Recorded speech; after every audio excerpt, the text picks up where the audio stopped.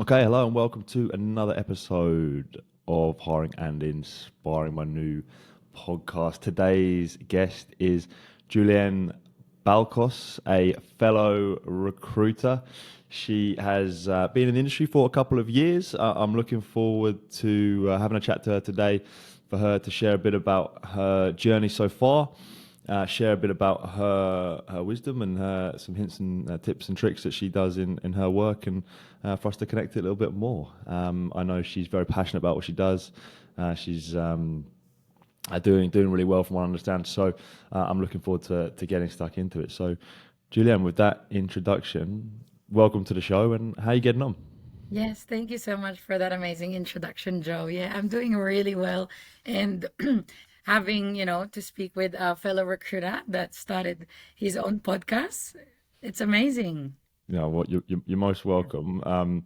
So to kick it off, you actually you're down in Melbourne at the moment, right? There's some sort of a show or an exhibition. What are you up to? What are you up to in Melbourne at the moment? Yes, so our team is down here in Melbourne, and we are exhibiting in an early childhood conference Yeah. for the Victorian market. So there are plenty of, suppliers and Okay. plenty of childcare educators that are coming down, and yeah, we're gonna meet all of them this weekend. So it's Nice. exciting. So lots of sort of old school networking to be Yes, done, right? that's right. And we've also got, childcare center directors and owners that we Yeah. can get on board.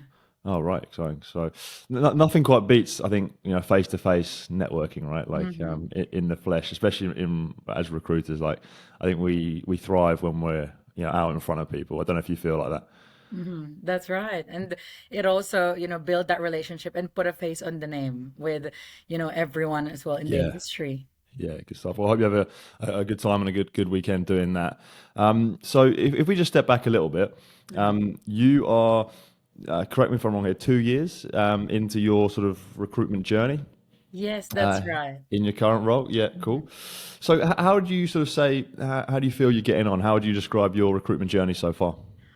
I would say it is a roller coaster ride because Mm, we've went through pandemic, we experienced lockdowns, and for me, a beginner recruiter coming here in Australia and having been able to delve into the market, it is quite hard, but also you get a really great stuff out of it. Like, I've been able to do really well with my job and be able to get to know the market really well. yeah. Even though there is a pandemic, I was able to surpass that challenge, I would Mm. say. So you've done really well by the sound of things, as you say. What's allowed you to have success? What's been the key factors that have given you that success early on in your recruitment career?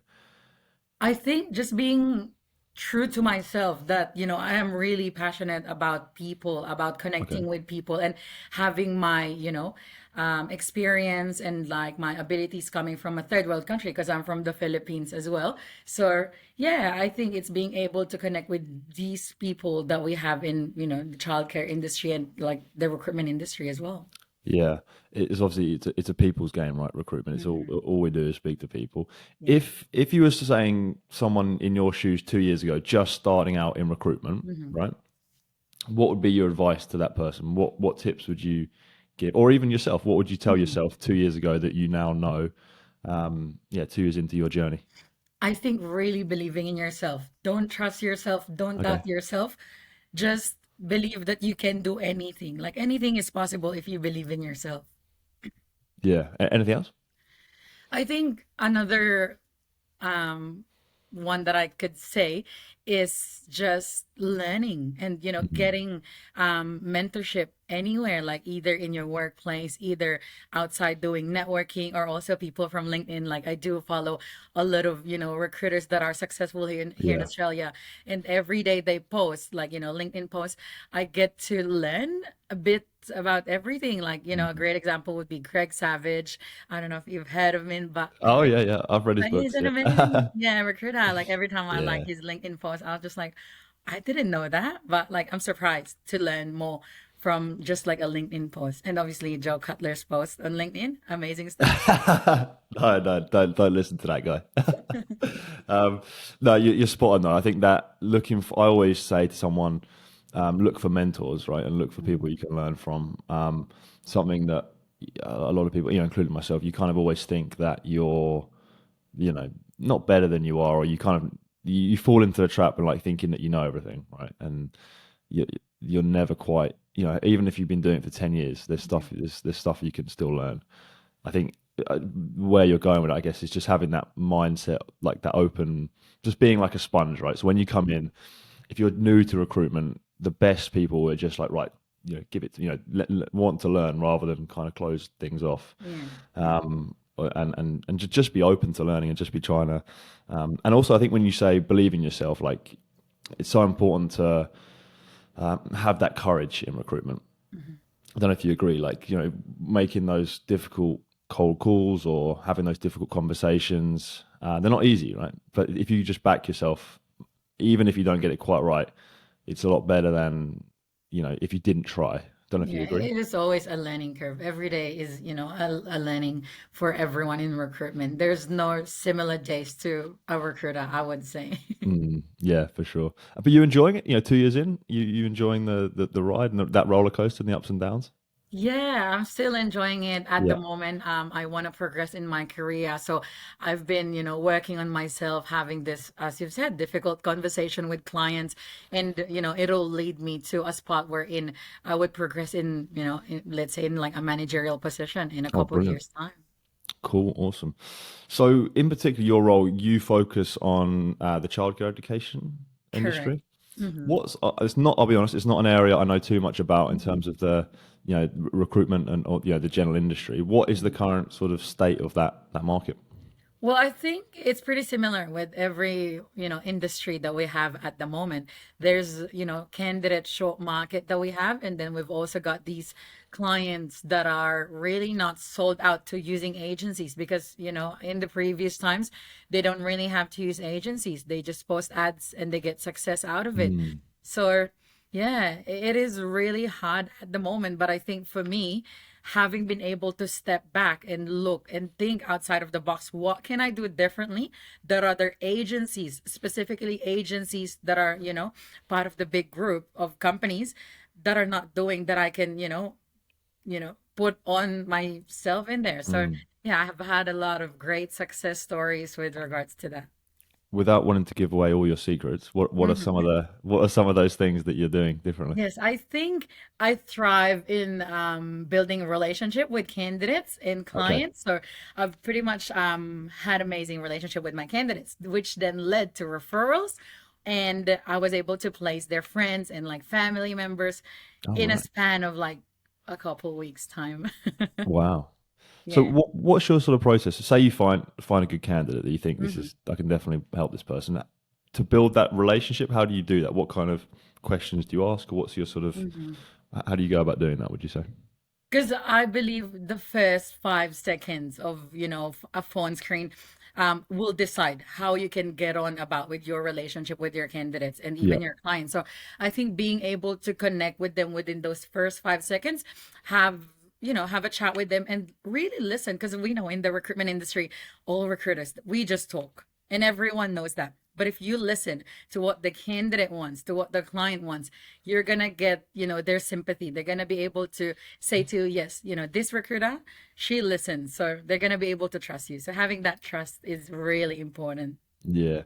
You definitely lose that credibility if you don't listen, I think. Like if they sort of tell you, if a candidate tells you I'm looking for this type of job, and you go, okay, cool, and then you say present them with a Yeah. job that's totally different, they've just gone, you haven't listened to me, and then they probably won't pick up your phone call again.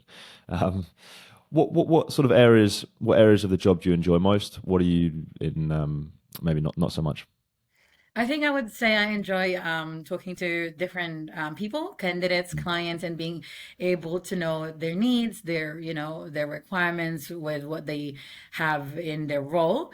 And I think at the moment, I'm really struggling to do business development, but we all know that in this market, you need to, branch out. You can't just do like recruiting candidates. You can't just stay stagnant in whatever roles, in whatever clients Mm. that you have. You need to get more clients in order for you to build your pipeline. So I'm really trying my best to have that really difficult conversations with new clients and being able to, offer them what we have and justifying why we charge those fees.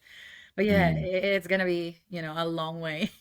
Is that something that's maybe challenging for yourself? Those tough sort of negotiations, those when you're maybe on the fees you discussed there. Initially, yes, but as as I learn and as I grow in, this market, I was able to, have Yeah, those difficult conversations and be able to back myself up. That's really nice. important. Back yourself up. What do you have? What kind of, experience? Give numbers and everything. Mm. And yeah, just believe in yourself. It's all, yeah, it's all practice as well. Like I remember that, the first sort of negotiation you have is always terrible. Like Hmm. and then just the more you do it, it is quite simple. The better you get at negotiation for sure. Hmm. Just picking up on something that's on your LinkedIn profile. Yeah. I noticed you mentioned could get this wrong, but a believer of passion towards work is a path to success. What did you mean by that? I think for me, being able to, love what you do, you're gonna Yeah. be successful in everything. Because if you don't love what you do, you're just gonna go in there. Yep, you're gonna get, a salary, but then you don't enjoy what you do. But for me, every single day that I come into the office, that I show up, I really love what I do. There's no question. I really Mm. love recruitment. I am really passionate about people and, the childcare industry. So yeah, I think, having been able to have that mindset makes me, a successful recruiter and it brings me to where I am today. Yeah. So something that I think about this a lot is like, did you like were you passionate about Hmm. what you do before you did it? So did you like, right, I'm really passionate about recruitment, working in sales, and the space, the childcare space. So you went and worked in that, Hmm. or did you sort of just end up working there and Hmm. then find out that you were passionate about it? Yeah, so Does I that make sense? really like it. Initially, I had my bachelor's in human resource. I've already planned it out at the age of 18. I'm gonna get my Wow. bachelor's degree. I'm gonna get my master's at the age of 21, 22, and I'm gonna go into recruitment. My first job back in the Philippines, I work in a construction industry, and I really love how I connect with, different people in the construction industry. And when I moved here, I was like, yep. I really wanted to get into construction, Okay. but I really had, an amazing opportunity to work in the childcare industry. Still, it's in recruitment, and I get to love what I do, and I get to know a little bit better the childcare industry and the education Mm. industry in general. But yeah, 5 years ago, it was already my plan. How did you know that though? Like, how did you know at 18 years old, like, I want to work in recruitment? I think being able to, have that mindset of what I want to take in terms of career path, because we had all these job fairs in uni back in the Philippines, wherein Okay. there's a lot of recruiters, and I was like, oh, it is really interesting to have that kind of work wherein they would just talk to people and being able to connect, being able to help those people. I'm like, I really want to be in that spot, like in the next five Mm. years. So I made a plan. I talked to my parents, Yeah. having been able to secure like a scholarship in Macquarie University. So yeah, that just makes me really, I feel really amazing. Yeah. You've made a plan, you stuck to it, and you've achieved Yeah. it, and yeah, I Hmm. love it. And stick to it. Yeah, it's interesting. That's something I think like I am really passionate about recruitment. I love it, but I wasn't always. I didn't. Hmm. I just sort of when I first started working, I just got a job in recruitment. I didn't even know what it was, and then when I started doing it, I was like, oh, I love this. So it's interesting how yeah, it's different. I don't know. It's interesting how people sort of yeah end up sort of I don't know. I'm always thinking about is like, do you like follow your passion or do you find your passion?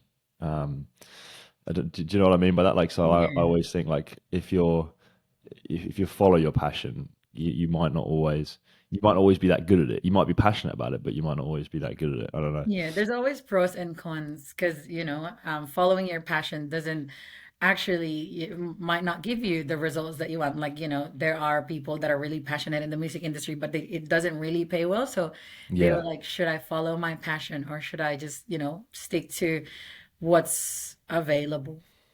yeah, exactly. Yeah, for sure. You touched on a few times your background growing up in the Philippines. Hmm. How do you feel that has sort of, I guess, affected or impacted who you are today? I think growing up in a third world country, having been able to, experience difficulties growing up, it has shaped me to be the person who I am today. I became very resilient, very independent, moving into a new country at the age of 20. Mm, So yeah, it does really impact how you look and view life in general. If you've had, those difficulties and how you conquer them, I think that's what makes me who I am today, being able to have that mindset that don't give up. Like, you just have to do what you have to do, and then you're going to be successful at what you do yeah. in the long run. Is it, I guess, almost gives you a bit of sort of gratefulness, like Hmm. what you have, right? Because if you know that some people may not always have Hmm. what you have back home, right? Yeah, and you don't You've take sort of everything for granted, that's for for sure. sure, yeah, for sure. And life in Australia, since you've moved here, how do you find it? Say compared to back home. Hmm. Oh, amazing. It is totally different, like Mm, a shift in lifestyle, I would say. But yeah, I am really adaptable to, whatever areas I'm in. So I think it doesn't really affect me as much, but I think I would say culture differences affected me a little bit. So I had to kind of just like, learn a little bit about the Aussie culture. mm.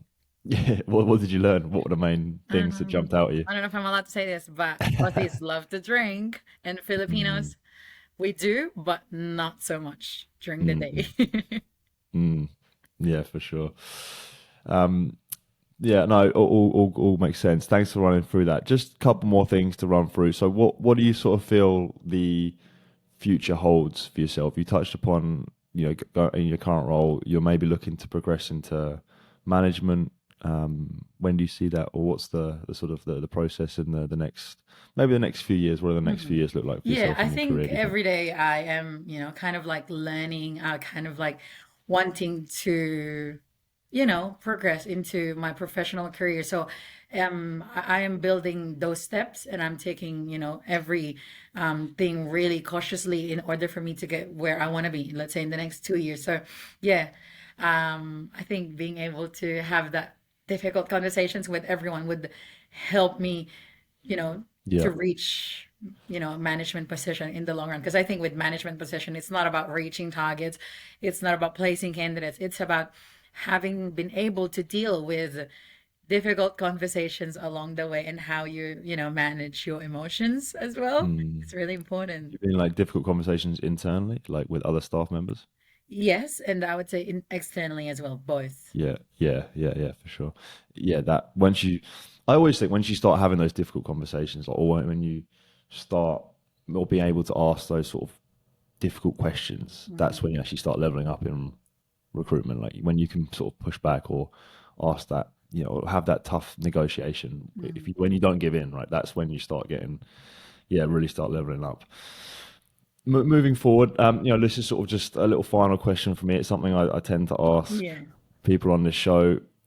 The sort of the topic of, and it's around success, right? So to yourself, Julian, what does, and you can take this any which way you like, Yeah. personally, professionally, whatever, what does success mean to you? Success. I think if you step back and think about what is success, it is a subjective concept that can mean different things to different people, right? But I think for me, success is being able to achieve a goal, and you get the desired outcomes that you want. But in order for you to be successful, you have to overcome obstacles. You Mm, have to make progress. You have to have that sense of achievement in overcoming those obstacles, right?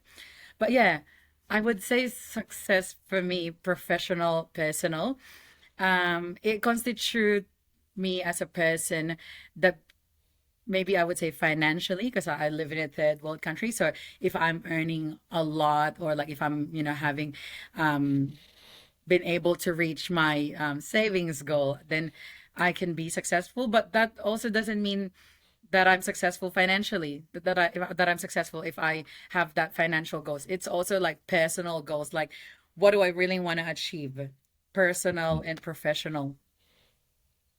So it's more about sticking to a target, sticking to a plan, setting a goal, and hitting it. But it's not, those goals don't just have to be They don't have this to be, financial.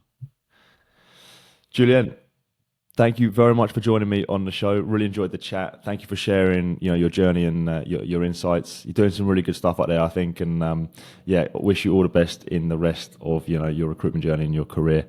Enjoy the expedition down in Melbourne as well. Really good to chat to you. See you later on. Cheers.